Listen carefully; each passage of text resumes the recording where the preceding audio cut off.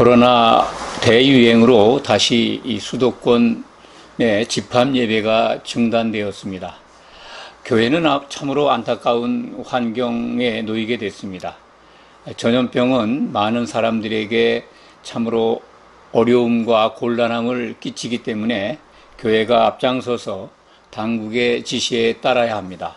그래서 우리도 온라인으로 이렇게 사전 녹화를 통해서 메시지를 전하려고 합니다. 오늘 말씀은 누가복음 17장 37절에 기록된 말씀입니다. 예배는, 성경이 말씀하는 예배에는 우선적으로 성도들이 모여야 합니다. 모이는 것이 매우 중요합니다. 예수님도 그래서 두세 사람이 내 이름으로 모인 곳에 나도 그들 가운데 있겠다라고 약속을 하셨습니다. 그것은 예수님의 이름이라고 하는 것은 그리스도의 생각으로 모이는 것입니다. 그리스도 안으로 모이는 것입니다. 그리스도의 이름으로 모일 때 그리스도의 이름으로 오신 성령께서 함께 하신다는 약속의 말씀입니다. 하나님께서는 하나님께 신령과 진정으로 예배하는 자들을 찾으신다라고 예수님께서 가르쳐 주셨습니다. 요한복음 4장에 기록된 말씀입니다. 23절에서 24절 사이에 기록된 말씀입니다.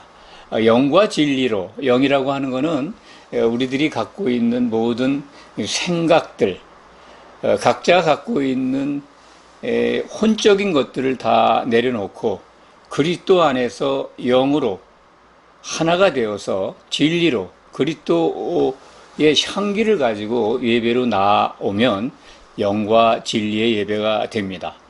로마서 12장 1절에 기록된 말씀을 보면 너희는 하나님이 기뻐하는 산 제물로 예배를 드리라 라고 명령하고 있습니다. 그런데 너희가 바로 교회입니다. 교회, 너희 각자의 몸들이 한 몸으로 산 제물이 되어서 하나님께 예배를 드리라. 이것이 하나님이 기뻐하시는 영적 예배라고 정의해 주고 있습니다. 그러니까 요한복음 4장에 기록되어 있는 영과 진리로 예배하는 자들을 찾는 하나님, 그 하나님이 기뻐하시는 예배가 곧 우리가 한 몸을 이루어서 드리는 예배라는 것을 알 수가 있습니다. 우리들 각자의 생각들을 다 예배 순간에는, 하나님을 향한 순간에는 여러 사람들이, 다양한 사람들이 모였지만은 그것을 다 내려놓고 예수님의 생각으로 하나가 되어서 한 몸을 이루어서 하나님을 향해서 산 제물로 예배를 드리라는 말씀입니다. 그렇기 때문에 이러한 말씀들을 보면 예배는 성도들이 함께 모여서 같은 생각으로 하나님을 향하여 드리는 예배라는 것을 알 수가 있습니다. 예배의 핵심이 모이는 겁니다. 그런데 코로나 사태로 우리 성도들이 모이질 못합니다. 모이지 않는다 하더라도 우리는 영적으로 하나님이 기뻐하는 예배를 드릴 수 있다고 봅니다. 그러니까 그것은 예수님의 생각으로 우리가 같은 생각으로 하나님을 향해 있을 때 우리는 이 교회를 이루어서 하나님이 기뻐 받으시는 예배를 드릴 수 있는 것입니다. 오늘 말씀을 보면은 예수님이 다시 오실 것을 약속을 하시면서 여러 설명을 하셨는데, 그때 이제 내가 올 때 버려둠을 당하는 사람들도 있고 또 영접받는 사람들도 있다. 그러니까 그때를 대비해서 잘 준비해라 라고 하는 말씀을 주신 다음입니다. 그 말씀을 들은 제자들이 매우 궁금했습니다.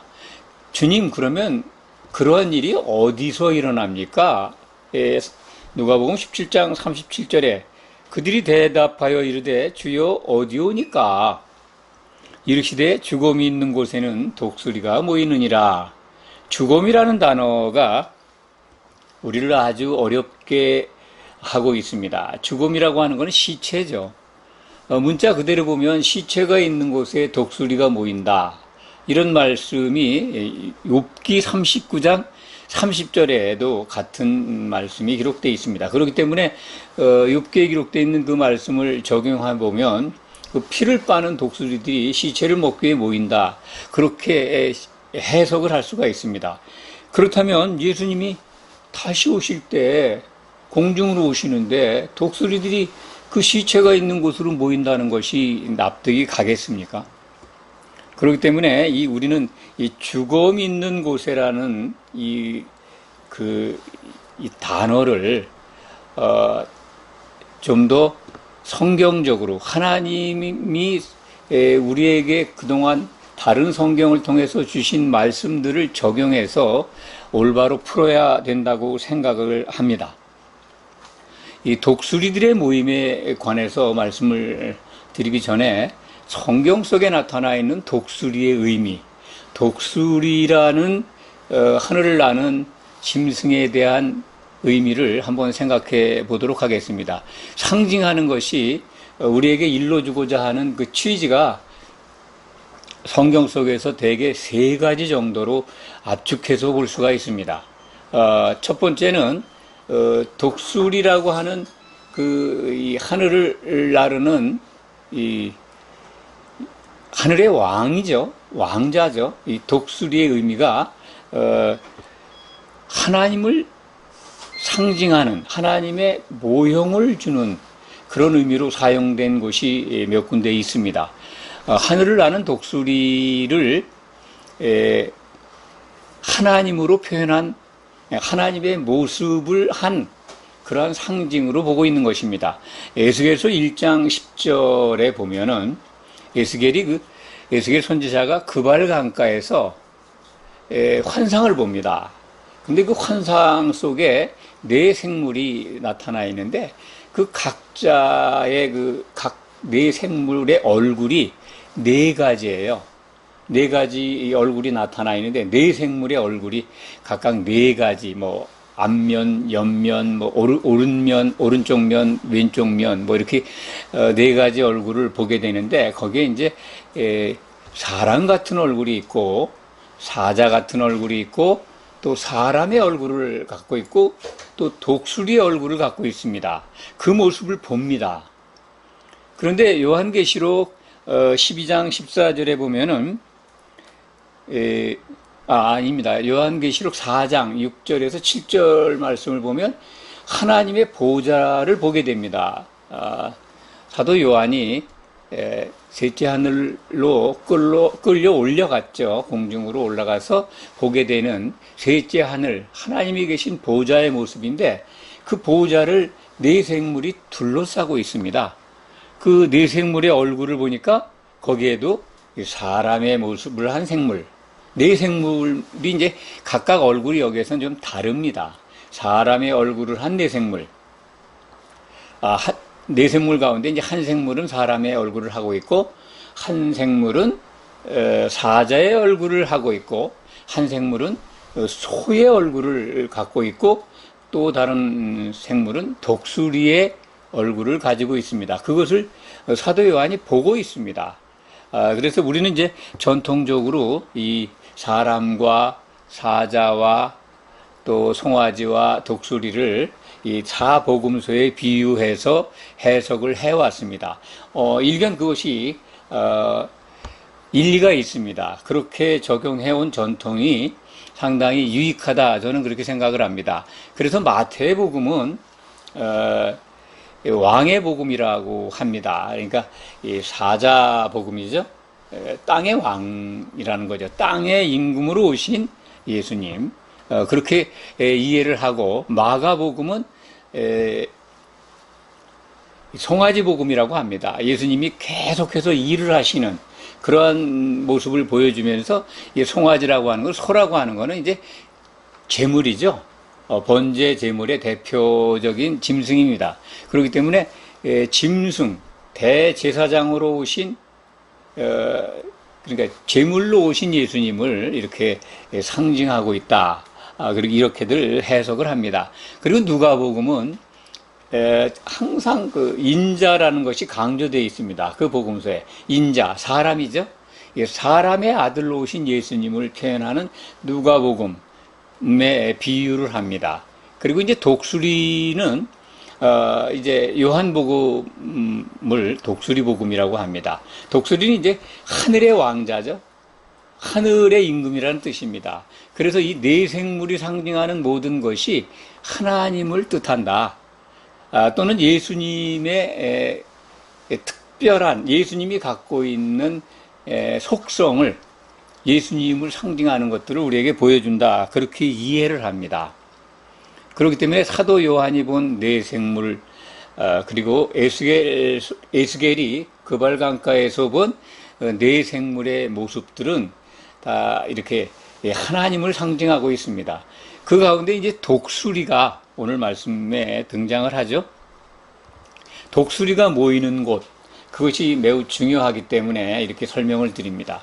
이 독수리가 상징하는 것이 바로 그 하나님 그 자신이라는 겁니다. 신구약 성경에 등장하는 독수리, 하나님의 형상을 우리에게 보여주고 있다. 하나님을 지칭하는 그런 뜻으로 독수리가 사용된 것을 성경 속에서 발견할 수가 있습니다. 또 다른 독수리의 의미는 보호하고 인도하시는 하나님을 독수리로 표현한 부분이 성경, 신구약 성경에 여러 군데 등장을 합니다.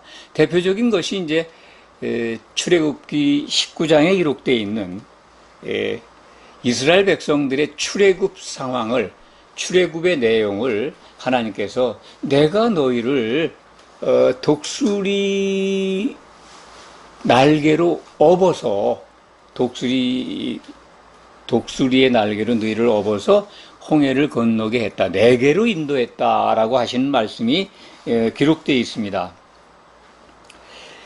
또 이제 신명기에도 그런 말씀이 기록이 되어 있습니다. 그런데 계시록 12장 14절에 보면 여자가 큰 독수리의 그 두 날개를 받아가지고 자기 곳으로 이렇게 피난을 가서 양육받고 있는 장면이 기록되어 있습니다. 그 여자라고 하는 건 교회죠.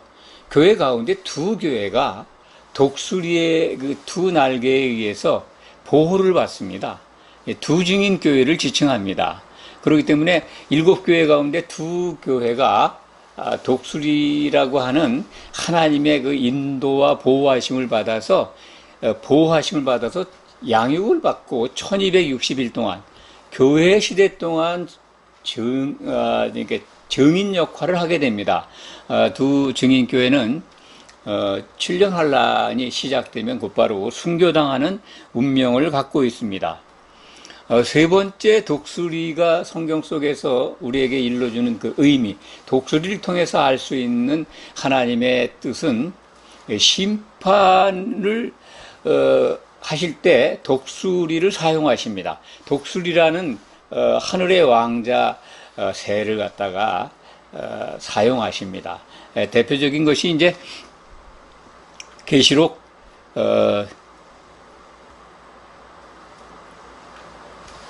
8장으로 제가 기억을 합니다. 계시록 8장에 독수리가 하늘을 날면서 땅을 향해서 화 세 가지가 이룰 것이다. 세 가지 화가 곧 임할 것이다. 그러니까 심판이 임할 것이다 라고 하는 말씀을 선포합니다. 땅에 있는 자들에게, 그러니까 교회에게 주시는 심판의 경고죠. 독수리를 심판이 사용하셔서 심판을 교회에게 일러주시는 대목이 있습니다. 또 이제 욥기 39장 30절도 독수리가 어떤 면에서는 시체를 먹는 생물로 비유되지만 심판과 연관된 말씀으로 보여집니다. 마태복음 24장 28절에 오늘 그 누가복음에 기록된 17장 37절의 말씀과 유사한 말씀이 기록되어 있습니다. 죽음이 있는 곳에 독수리가 모인다. 이 부분을 이제 심판으로 해석을 합니다. 전통적으로 그렇게 해왔습니다. 설명을 드리면 예수님이 이제 마지막 때를 설명하는 말씀이 마태복음 24장입니다. 거기에는 이제 전 3년반, 후 3년반 상황이 혼재되어 있는데 예수님의 재림 직전에 이런 일이 일어난다고 하니까 사람들은 이제 그것은 시체가 있는 곳에 죽음이 있는 것, 그 마태는 실질적으로 죽음을 헬라말로 시체라는 단어로 사용하고 있습니다. 그렇기 때문에 더욱더 그 심판으로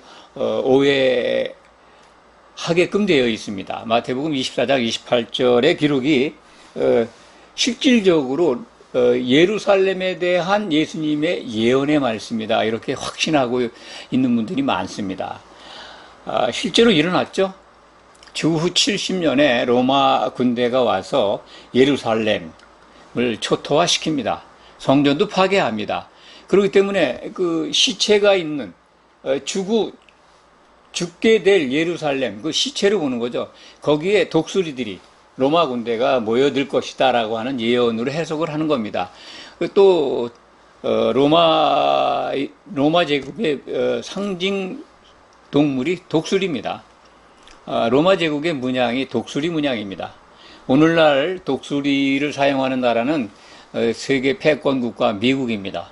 미국의 그 상징 문양이 독수리이지 않습니까? 그것과 연결해서 보면 마태복음 24장 28절이 이건 심판을 의미하는 거지만 이게 확실하지 않는가, 그렇게 해석할 수가 있습니다. 그런데 이게 모인다는 단어가요, 마태복음 24장 28절에 독수리가 모이느니라, 또 이 누가복음 17장 37절에 독수리가 모이느니라 할 때 이 모인다는 단어, 동사가 아주 특별한 단어입니다. 이게 심판을 위해서, 피를 빨아먹기 위해서, 시체를 먹기 위해서 모인다는 그런 단어가 아닙니다. 이 모임은 굉장히 특별한 단어입니다.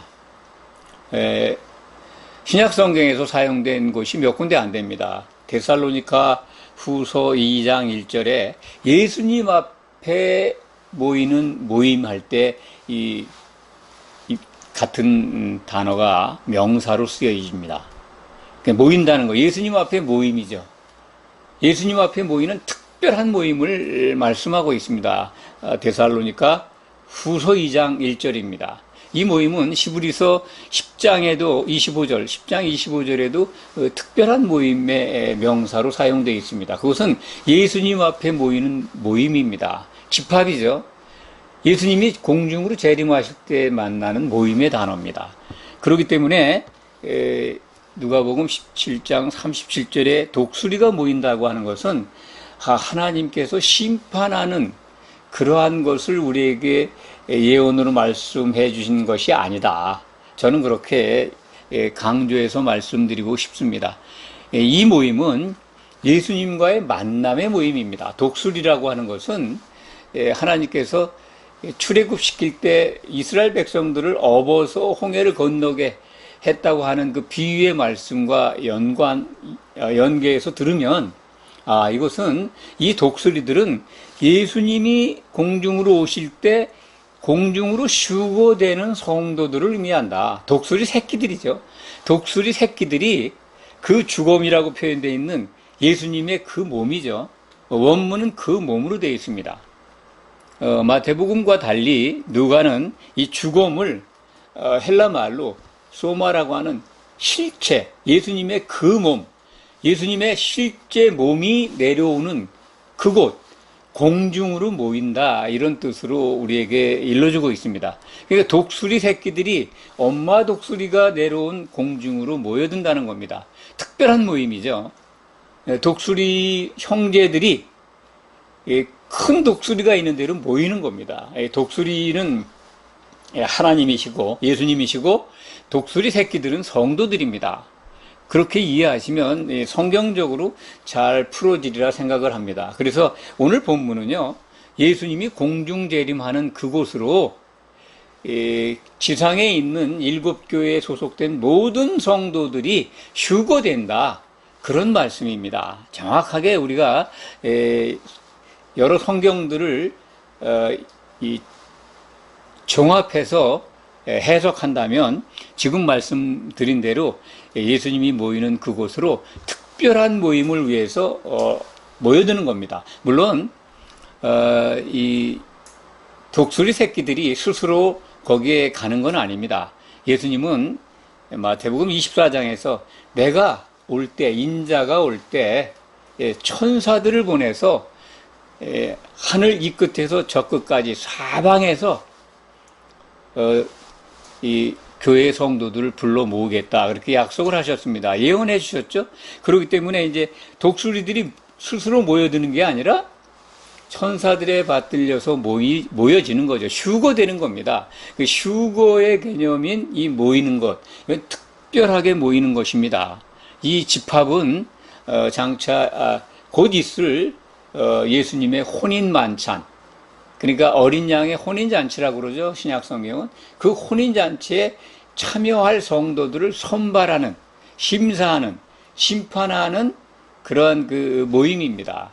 이게 특별한 모임이죠.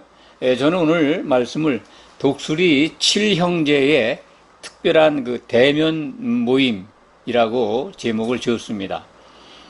독수리 7형제라고 하는 것은 땅에 지금 존재하는 7교회, 전체 교회의 유형이죠. 형제라고 하는 것은 성도들을 의미하기 때문에 바로 교회를 뜻합니다. 우리는 예수님과의 만남이 정말 특별한 만남입니다. 특별한 모임입니다. 신약 성경은 그것을 에피시나고게라고 헬라 말로 그렇게 표현합니다. 시나고그가 유대 종교가 이 안식일, 토요일이죠. 토요일마다 모여서 예배를 드렸던 장소입니다. 시나고그. 그러니까 유대교의 회당이라고 그러죠. 그 회당으로 모이는 그 모임도 특별한 거였는데 거기에 이제 에피라는 단어가 붙어가지고 정말 특별한 모임이라는 겁니다. 예수님과의 만남 모임입니다. 예배는 오늘날 우리들이 드리는 예배는 그 만남을 위한 예행 연습이다. 저는 그렇게 생각을 합니다.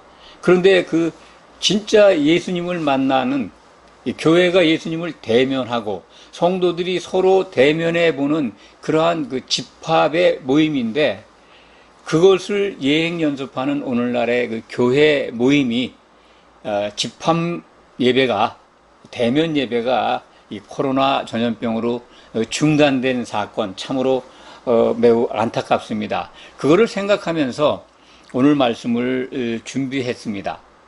우리는 반드시 휴거돼야 하고 휴거된 다음에 그리스도의 심판대에서 이기는 자가 되어서 예수님의 혼인 만찬에 참여해야 합니다. 그것을 위해서 지금 우리 신앙생활을 하고 있고 예배를 드리고 있습니다. 우리는 반드시 독수리 7형제 속에 지체가 되어야 됩니다. 그래서 정말 특별한 대면 예배를 드려야 합니다. 대면 예배는 혼인 만찬 예배일 것입니다. 결혼식의 예식입니다. 거기서 아버지를 향해서 찬송을 부르기 때문에 우리는 감히 예배라는 언어를 사용합니다. 정말 우리가 고대하고 기다리는 그리고 가장 화려하고 장엄한 예배가 될 것입니다. 그것이 우리가 꼭 누려야 될 복입니다. 우리에게 주시려고 하나님이 예비하신 복입니다. 혼인 만찬에 참여하는 자들은 최고의 복이 있다라고, 마카리오스 복이 있다라고 요한계시록 19장 9절이 우리에게 증거하고 있습니다.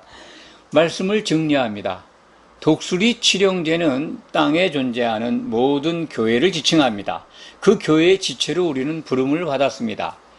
오늘날 우리가 땅에서 드리는 예배는 그 특별한 모임, 휴거돼서 예수님 앞에 대면하는 모임, 거기서 승리하는 자가 되어서 혼인 만찬에 참여하고자 이렇게 우리는 예배로 나오고 모이고 그리고 함께 찬송을 부르고 그리고 기도하는 것입니다. 이 예배가 실질적으로 얼굴을 대면하는 그런 예배는 중단되어 있지만은 영 안에서 진리 안에서 형제를 서로 생각하면서 예수님의 생각으로, 같은 생각으로 예배를 한다면 우리는 함께 예배하는 그 이상으로 우리는 하나님을 기쁘시게 할 줄 믿습니다. 그러한 예배를 언제나 쉬지 않고 어떤 시간이나 어떤 공간에서도 함께 할 수 있는 그러한 교회의 지체가 되기를 축원합니다. 기도하겠습니다.